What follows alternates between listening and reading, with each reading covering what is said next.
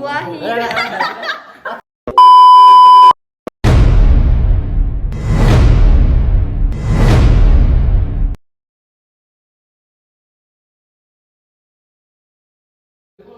Assalamualaikum warahmatullahi wabarakatuh.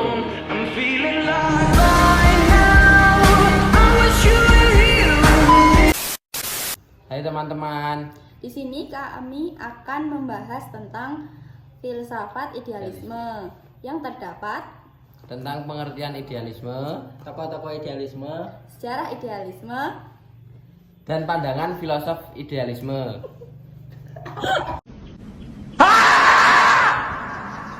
Pandangan filosof idealisme, dan yang terakhir implikasi idealisme terhadap pendidikan. Nah, di sini saya akan memberikan kamera ini kepada orang yang akan menjelaskan pengertian idealisme. Ya, saya di sini akan menjelaskan tentang pengertian filsafat idealisme.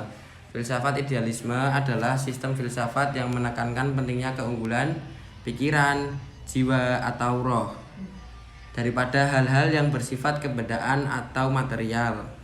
Kemudian, idealisme diartikan dengan pendekatan filosofis yang memiliki prinsip bahwa ide hanyalah kebenaran realitas dalam pencarian suatu kebenaran, keindahan, dan keadilan.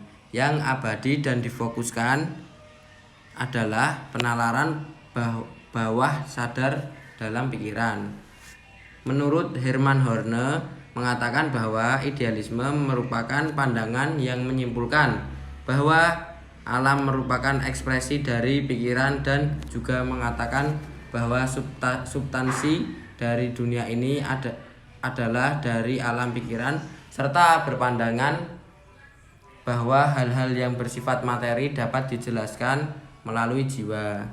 Dari ketiga pengertian di atas terdapat beberapa pemahaman bahwa idealisme merupakan suatu aliran filsafat yang menekankan pentingnya keunggulan dalam berpikir dan hakikat segala sesuatu terdapat pada tataran ide. Meskipun demikian, idealisme tidak mengingkari adanya materi. Di sini saya akan memberikan kameranya kepada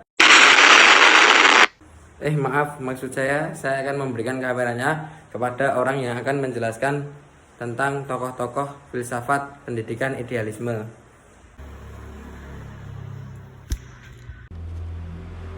Baik, saya akan menjelaskan tentang tokoh-tokoh idealisme. Yang pertama yaitu Plato. Plato adalah seorang filosof yang sangat berpengaruh di dunia filsafat. Plato juga berpendapat bahwa realitas terdiri dari dunia jasmani dan juga dunia ide. Kemudian selanjutnya Plotinus. Plotinus merupakan penerus pendapat Plato yang sangat berpengaruh. Plotinus juga berpendapat bahwa realitas yang ada di dunia ini muncul akibat hakikat yang berkarakter transenden. Kemudian selanjutnya Georg Wilhelm Friedrich Hegel. Hegel berpendapat bahwa semua realitas bersifat rasional, rohani, dan diatur dalam prinsip akal budi yang teratur. Kemudian Arthur Schopenhauer. Schopenhauer merupakan seorang tokoh idealisme Jerman. Pandangan Schopenhauer sangat pesimistis. Schopenhauer berpendapat bahwa realitas fundamental dikendalikan oleh kehendak untuk hidup. Kemudian selanjutnya Fichte berpendapat intelek dalam dirinya sendiri.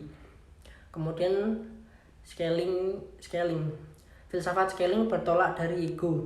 Kesadaran ego Fichte diimbangi oleh Schelling dengan alam Schelling. Schelling mengatakan bahwa alam itu identik dengan Allah. Kemudian kamera ini akan saya berikan kepada orang yang akan menjelaskan tentang sejarah idealisme. Nah, di sini saya akan menjelaskan tentang sejarah munculnya filsafat idealisme.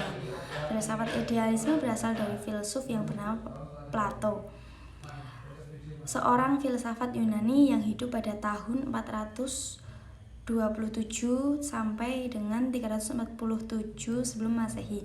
Akar kata idealisme berasal dari bahasa Yunani idea, yang berarti pandangan atau kontemplasi. Istilah tersebut pertama kali digunakan oleh filosof dan juga matematikawan Jerman yang bernama G.W. Leibniz pada abad ke-18 dan merujuk pada pemikiran Plato dan memperlawankannya dengan empirisme. Kata idealisme juga berasal dari bahasa Inggris, idealism. Idealisme merupakan kunci masuk hakikat realitas dari abad 17 hingga abad ke-20. Istilah tersebut sudah banyak dipakai dalam pengklasifikasi filsafat. Sekian yang dapat saya jelaskan tentang sejarah filsafat idealisme. Apa saja pandangan filosof idealisme? Pandangan filosofis idealisme itu dapat dilihat dari berbagai cabang, yaitu ontologi, epistemologi, dan aksiologi. Nah, coba sebutkan satu-satu tadi, Mas. Yang pertama yaitu kajian ontologi atau realitas akal pikiran. George Knight mengemukakan bahwa realitas bagi idealisme adalah dunia penampakan yang ditangkap oleh panca indera dan realitas dunia yang ditangkap melalui kecerdasan akal atau mind. Dunia akal pikir terfokus pada suatu ide gagasan yang lebih dulu ada dan lebih penting daripada dunia empiris indrawi. Selebih lanjutnya, ia mengemukakan bahwa ide gagasan yang terlebih dahulu ada dibanding objek-objek material. Contohnya, para penganut idealisme berpandangan bahwa seseorang harus mempunyai ide tentang kursi dalam akal pikirannya sebelum ia dapat membuat kursi untuk diduduki. Kemudian yang kedua yaitu kajian epistemologi atau kebenaran sebagai ide dan gagasan. Teori mengetahui epistemologi pada dasarnya adalah suatu penjelajahan secara mental menyerap ide-ide, gagasan, dan konsep-konsep. Dalam pandangannya, mengetahui realitas tidaklah melalui sebuah pengalaman melihat, mendengar, atau meraba, tetapi lebih sebagai tindakan menguasai ide sesuatu dan memeliharanya dalam akal pikiran. Epistemologi berasal dari bahasa Yunani, epistem dan logos, yang diartikan sebagai pikiran kata atau teori. Epistemologi secara etimologi dapat diartikan sebagai teori pengetahuan yang benar. Dapat disimpulkan, epistemologi adalah bidang ilmu yang membahas pengetahuan manusia dan ukuran kebenarannya. Contohnya, kita sedang mempelajari aritmatika. Apakah Anda bisa dikatakan menguasai aritmatika? Kita bisa mengatakan bahwa seorang telah sukses dengan apa yang telah kita pelajari apabila mereka dapat menyatakan kembali apa yang telah mereka peroleh di masa lalu. Kemudian yang ketiga, kajian aksiologi atau nilai-nilai dari dunia ide. Dimensi aksiologi berasal dari kata aksios yang berarti nilai dan logos yang berarti ilmu atau teori.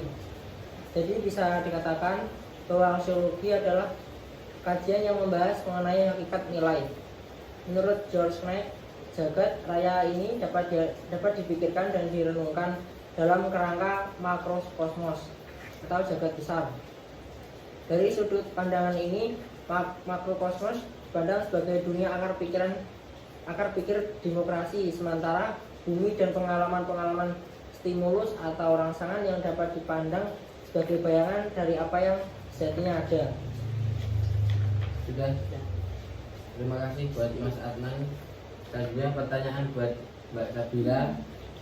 Apa hubungan filsafat idealisme dalam bidang pendidikan?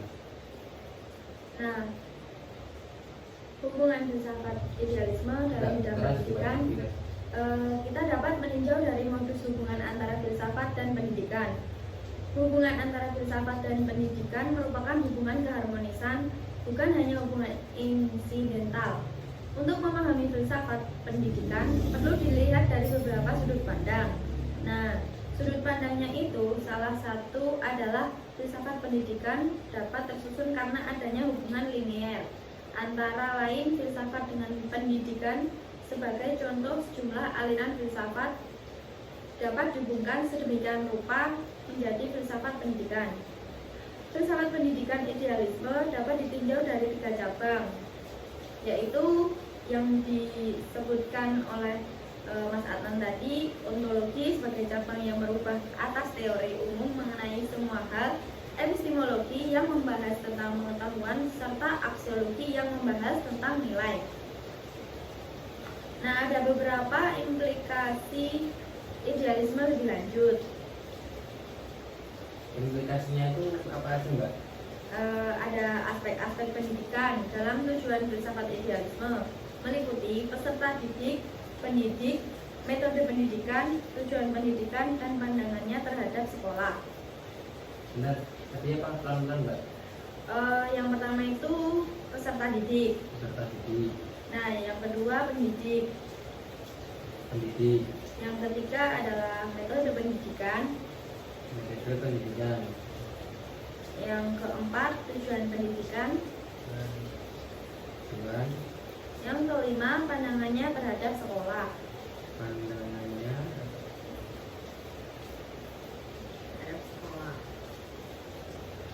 boleh minta tolong dijelasin?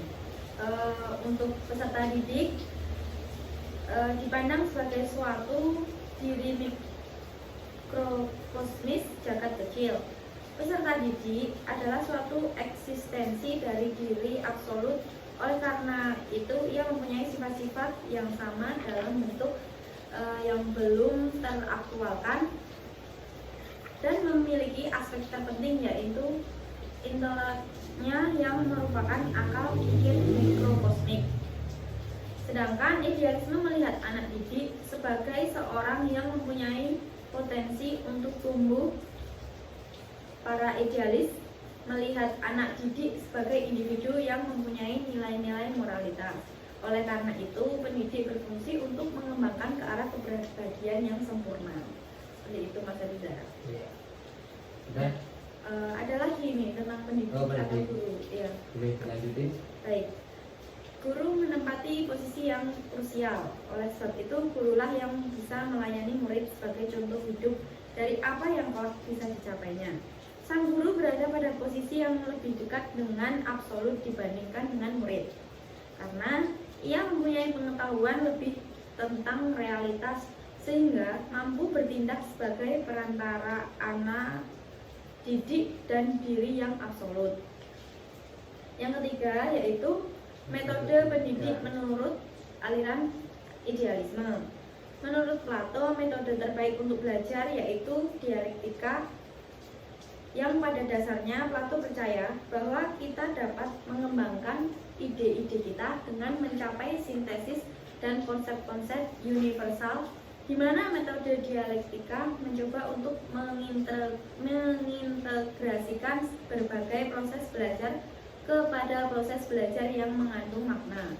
Dan yang terakhir itu adalah tujuan pendidikan idealisme. Tujuan pendidikan menurut idealisme adalah mendorong anak didik untuk mencari suatu kebenaran dan hidup dalam kebenaran. Dan hal tersebut berarti bahwa individu-individu pertama kali harus mengetahui kebenaran. Sementara itu, Ali Maksum mengatakan bahwa tujuan pendidikan idealisme adalah membentuk anak didik agar menjadi manusia yang sempurna dan berguna bagi masyarakat. Udah, itu saja yang dapat saya jelaskan. Terima kasih untuk Mbak Sabila dan Mas Adnan atas jawabannya. Oh ya, cukup sekian dari kami, dari kelompok kami. Kurang lebihnya mohon maaf, karena yang sempurna hanya wanita, nggak mau salah. Dadah. Assalamualaikum warahmatullahi wabarakatuh. Waalaikumsalam.